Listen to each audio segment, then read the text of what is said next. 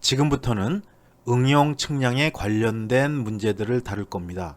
우리 측량에는 굉장히 많은 과목들이 얽히고 설켜서 측량이라는 커다란 하나의 과목을 이루고 있어요. 그래서 우리가 앞에서 공부했던 각종 기준과 그리고 오차에 관련된 내용들이 그 하나고요. 두 번째는 이러한 각종 기준을 이용해서 평면 위치를 결정하고 높이를 결정하는 측량들을 다루었습니다.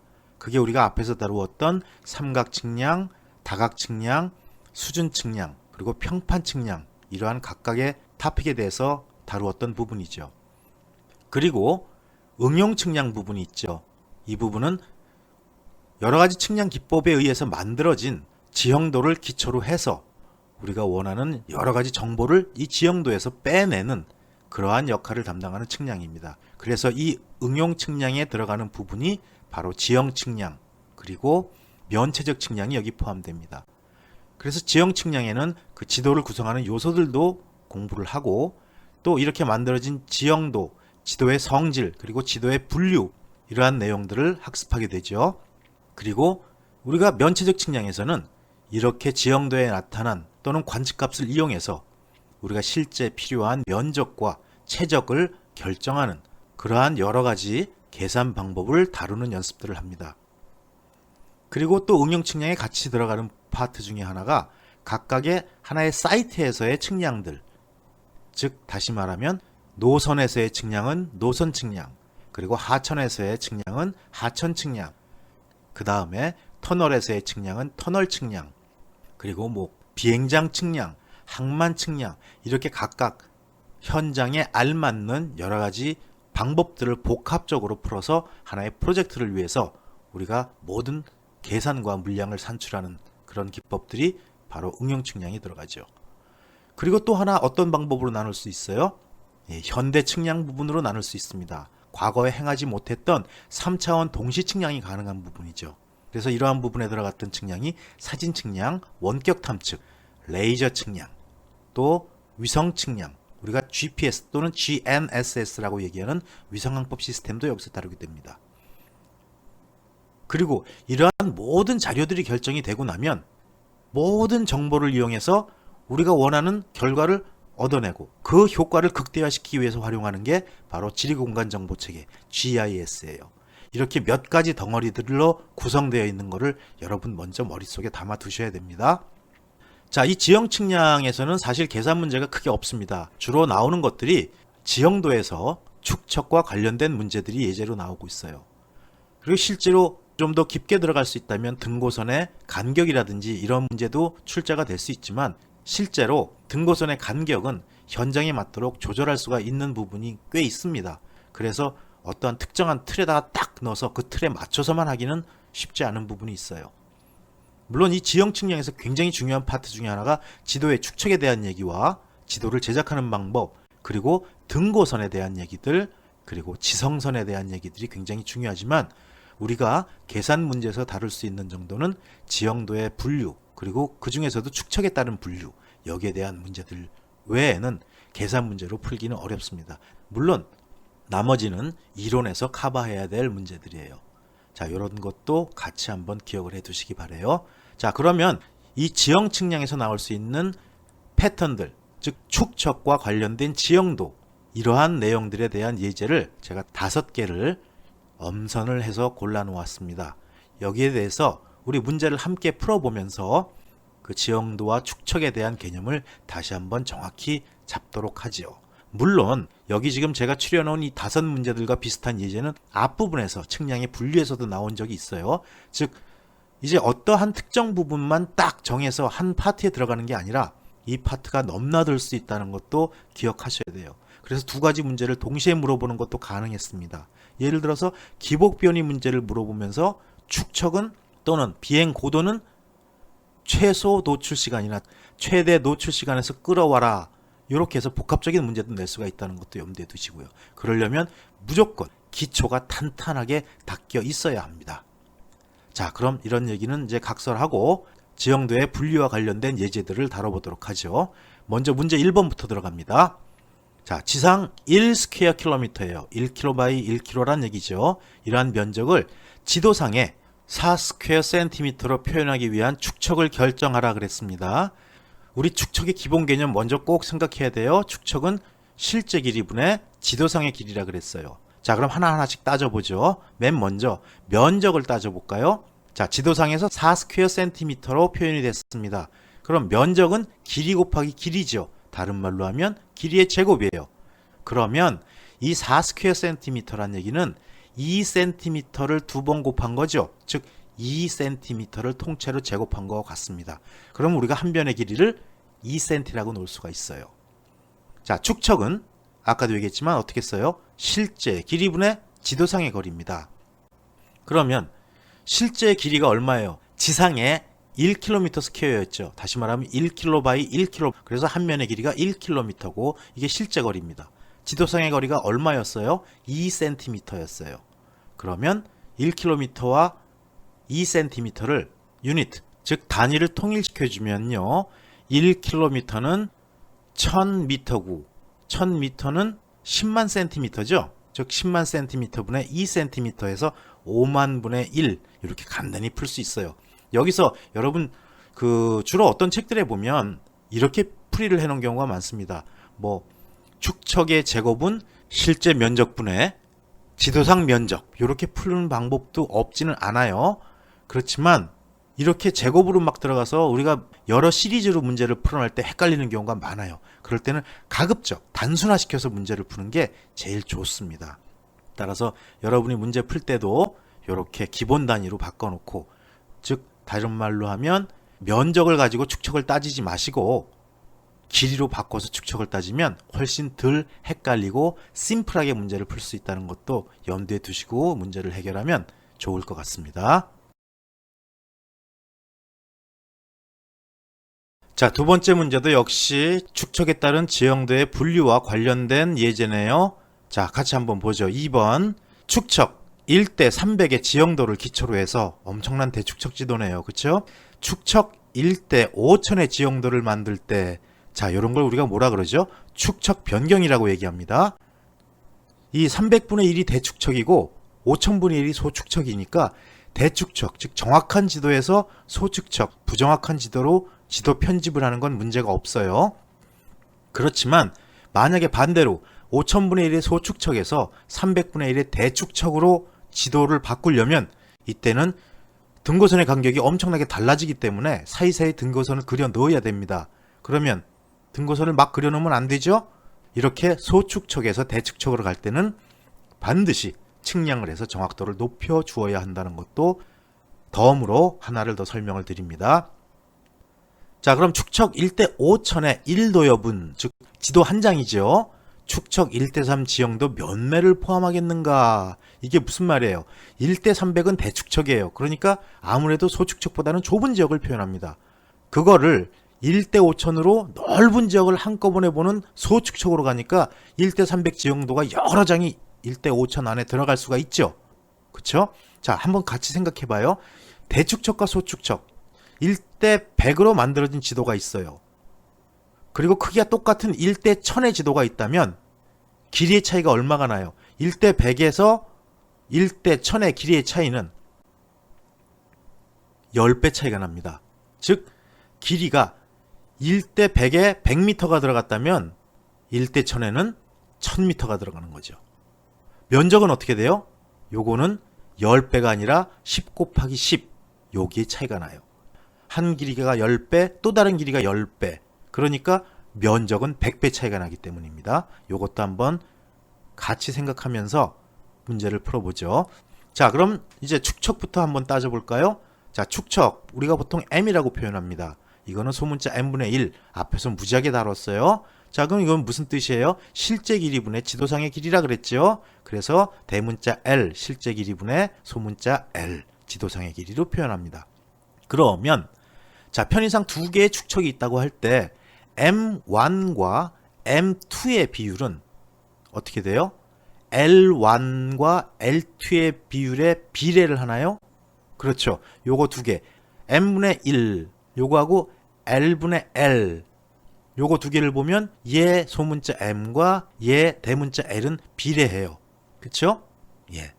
이거 헷갈려요? 그럼 이렇게 해볼까요? 요 아래 위를 곱한 것 같아요. 그러면 소문자 m 곱하기 소문자 l 이퀄 대문자 l이에요. 그럼 소문자 m이 커지면 대문자 l도 커지는 거죠.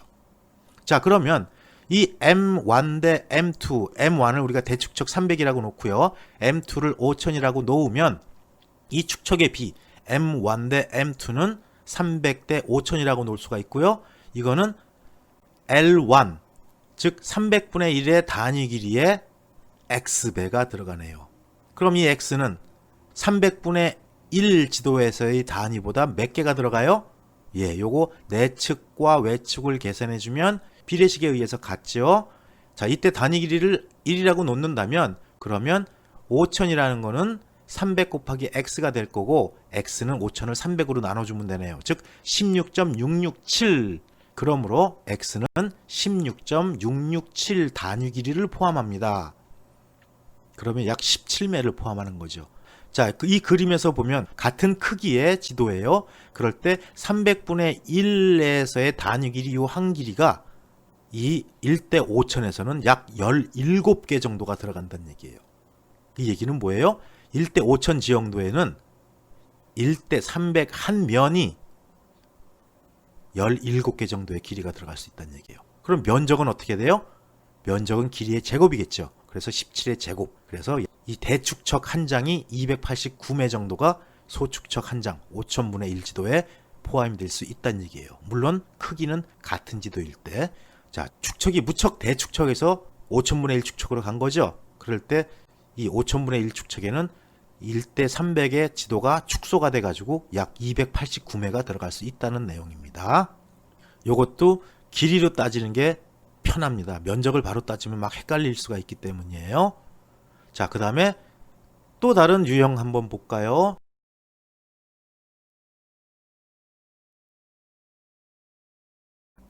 자, 세 번째 문제를 풀어보죠. 문제 3번. 자, 축척 1대 1000의 단위 면적이 10m제곱이랍니다. 자, 이것을 이용해서 1대 2000 축척에 의한 면적을 구할 경우 이때 단위 면적은 얼마인가를 물어본 문제입니다.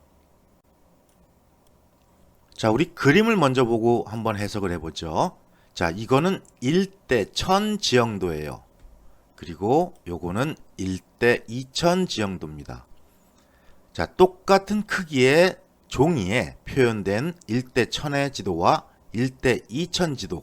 자, 이렇게 표현됐다고 가정을 하고요. 그때 1대 1000의 지도에서 이 길이를 1000m라고 하죠.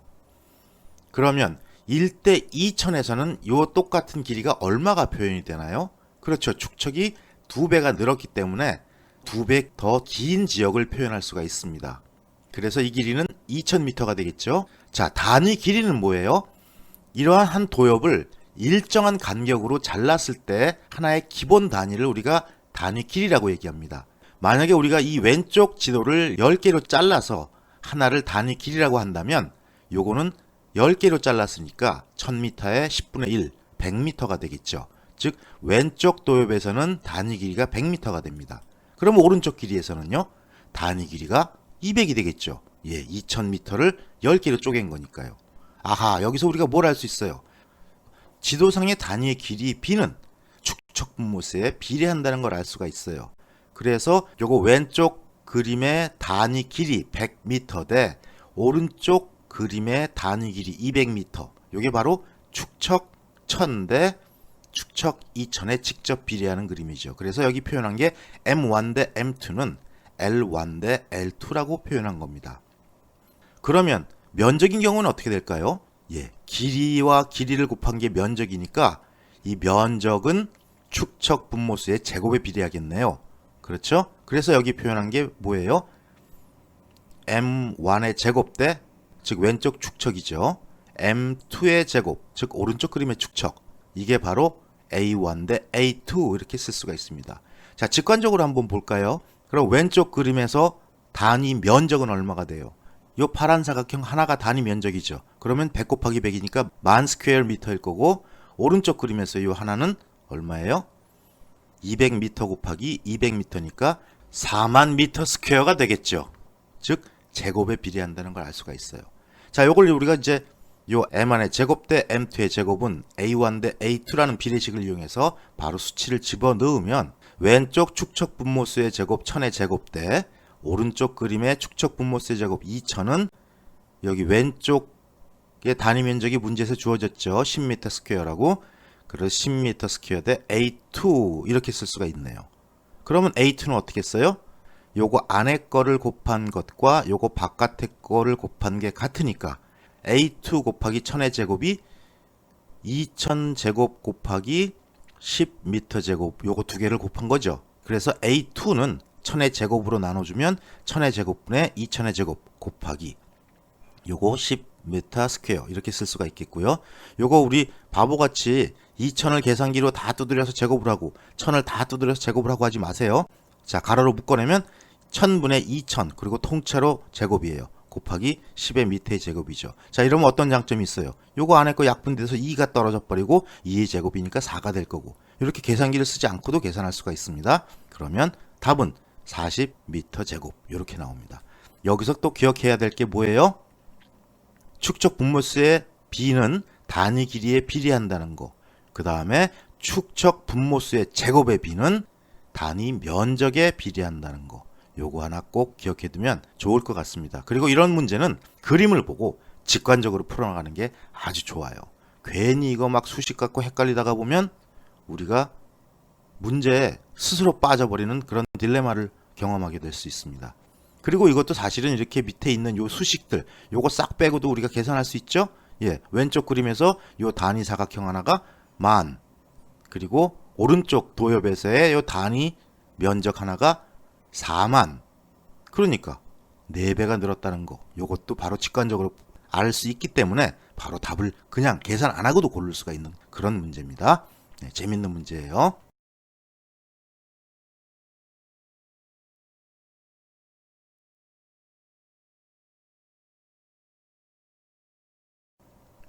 자, 그럼 문제 4번을 보죠. 자, 축척 1대 1000의 도면을 축척 1대 500으로 잘못 계산했대요. 그래서 10,000m 제곱의 면적을 얻었답니다. 자, 이거는 뭐예요? 축척 1000의 도면을 계산해야 되는데 축척 1대 500으로 계산했다는 얘기죠. 그래서 10,000이 나왔어요. 그럼 이게 다시 축척 1대 1000으로 가면 실제 정확한 값은 얼마인가? 이걸 물어봤네요. 자, 우리가 축척과 거리의 비를 한번 따져보죠. 축척 1대 1000에서 1cm로 표현된 거라면 축척 1대 500에서는 2cm로 표현되죠.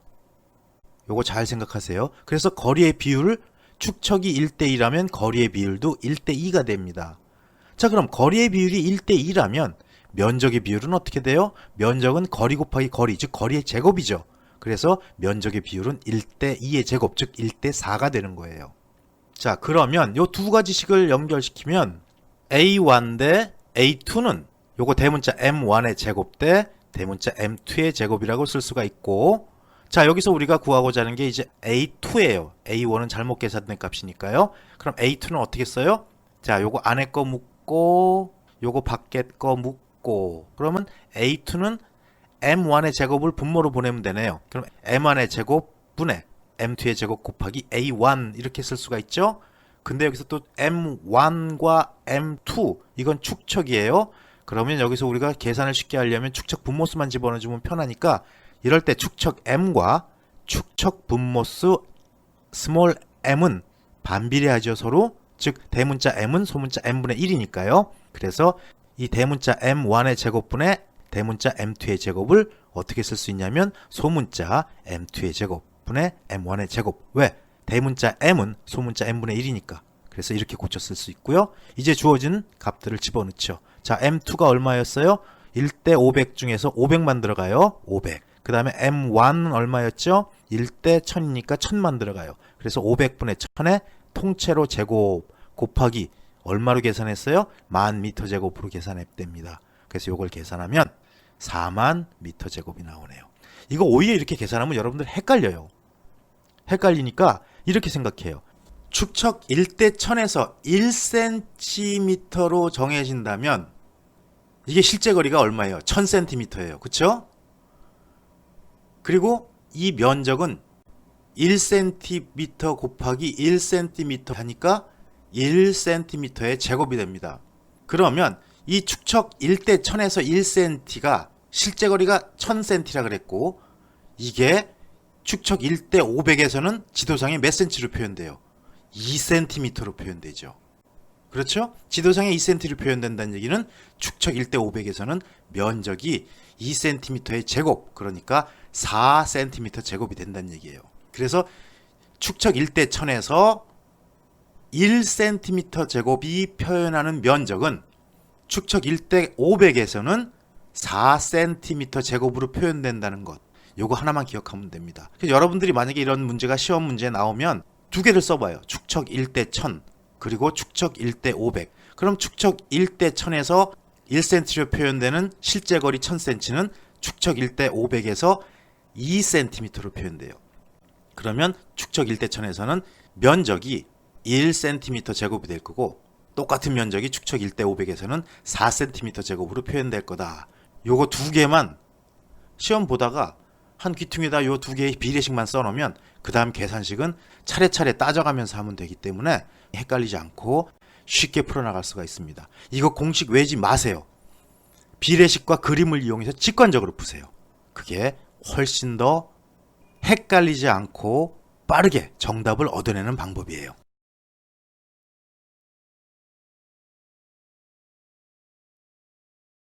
자, 그러면 어느덧 마지막 문제까지 흘러왔네요. 문제 한번 보죠. 역시 축척에 따른 분리에 관련된 문제입니다. 문제 5번. 축척 1대 5만 도면상에서 어떤 토지 계량 지구의 면적을 구했어요. 그랬더니 45.50cm 제곱이 나왔답니다. 그럼 실제 면적을 찾아라. 자, 이것도 푸는 방법이 여러 가지 있겠지만 이거는 우리 한번 원론에 입각해서 풀어보죠. 자, 축척은 뭐분의 뭐예요? 실제 길이분의 지도상의 길이. 그쵸? 그럼 축척의 제곱은 뭐죠? 실제 면적분의 지도상의 면적입니다. 그럼 여기서 주어진 축척이 얼마예요? 5만분의 1. 그래서 5만분의 1의 제곱을 이쪽 항목에 집어넣어 주고요. 바로 그 다음에 실제 면적 모르죠? 그 다음에 지도상의 면적이 얼마? 45.50cm의 제곱이랍니다. 그럼 실제 면적은 어떻게 구해요? 이제 요거하고 자리 바꾸면 되죠? 자, 그래서 실제 면적이 딱 이쪽으로 오면 5만분의 1의 제곱이 이쪽으로 떨어질 거고, 그러면 실제 면적은 5만분의 1의 제곱분의 45.50이니까 5만분의 1이 5만으로 떨어지죠. 그래서 5만의 제곱이 여기다 곱해지면 됩니다. 그러면 계산하면 1.1375 곱하기 10의 11제곱 cm 제곱이 나오고요.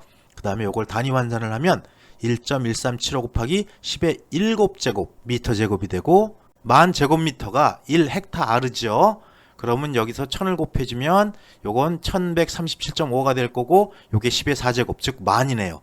그래서 1137.5 헥타르 이렇게 면적을 구할 수가 있습니다. 자, 이렇게 해서 우리 지형 측량에서 다룰 수 있는 계산 문제들 전부 다 뭐예요? 면적과 길이에 대한 축척과의 비를 따지는 문제였었어요. 그리고 이거는 비단 여기서뿐만 아니라 우리 앞에서 측량의 분류에서도 이런 문제가 나올 수 있다고 얘기를 했었고요. 이 문제들은 어렵지 않습니다.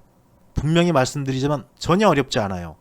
축척의 비율만 따져서 길이의 비율을 따질 수 있고, 또 길이의 비율대로 각각 제곱을 해서 면적의 비율을 따져주면 돼요. 근데 이걸 여러분들 정해진 공식을 집어넣어 갖고 거기다가 막 풀라 그러니까 문제가 생기는 거예요. 왜? 헷갈리거든. 그래서 이러한 문제들은 차라리 원론적으로 풀거나, 아까 우리 단위 길이를 따질 때 똑같은 크기의 두 개의 지도를 놓고 거기서 축척의 달라짐에 따라서 단위 길이가 어떻게 달라지는지 확인한 것처럼 그림을 이용해서 풀면 헷갈리지도 않고 직관적으로도 풀 수가 있습니다.